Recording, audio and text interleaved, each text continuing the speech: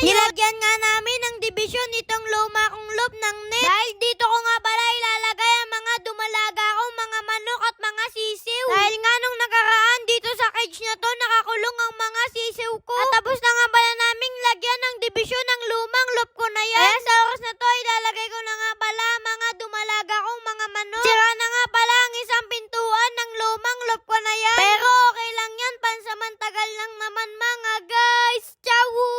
At sa oras nga na to, natapos na nga namin ang project namin ni Papa sa araw na yan. At ito nga pala yung mga sisiw ko. Sa gabi ko pa nga yan mahuli dahil dumadapo sila sa malaking loop ko. At ito nga pala ang ama nila, ang tandang ko. At ang sumunod na araw nga, may nagpunta nga dito sa amin na bibili ng kalapati. Pinagbili ko nga pala ang mga luma kong kalapati at gusto ko magpasibol ulit. Dahil sa totoo lang, gusto ko talaga makakita ng panibagong sibol ko na mga kalapati. At ito na nga ang sumunod na gabi na kaganapan sa loop ko. Huliin ko na nga pala ang mga sisiw ko dyan.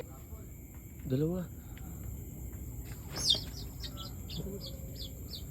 Nahuli ko na nga pala dyan ng dalawang sisiw ko. 5 piraso nga pala yan mga guys at namatay nga yung 3. At ilalagay ko na nga pala yan sa unang pinto ng lumang loop ko. At ito na nga pala ang sitwasyon sa pinagpapares kong dalawang kalapati. Sana talaga magpares na kayo. At kanina nga pag-uwi ko galing school, paparunda nga muna ako bago ako magpakain ng kalapati. Namiss ko na rin talaga na magparunda ng maraming kalapati. Dahil nga nung nakaraan, umabot nga ang kalapati ko sa 30 piraso. Ngayon ay nasa 8 piraso na nga pala sila kasama ang bago kong kalapati. Dahil nga yung iba kong kalapati noon ay pinapagbenta ko. Dahil nga hindi ko nga masustentuhan ang pagkain nila nung hindi pa ako nagbablog. Kaya ngayon ang goal ko, maparami ulit sila at magpapasibol tayo ng mga panibagong inakay. Kaya sana subaybayan nyo ako at suportahan sa pagkakalapati ko mga guys. At nagbago na nga pala ako ng patuka dyan mga guys. Kaya remix na nga pala ang pinapatuka ko sa mga kalapati ko. Tulad ng mga suggestion nyo. Kaya sana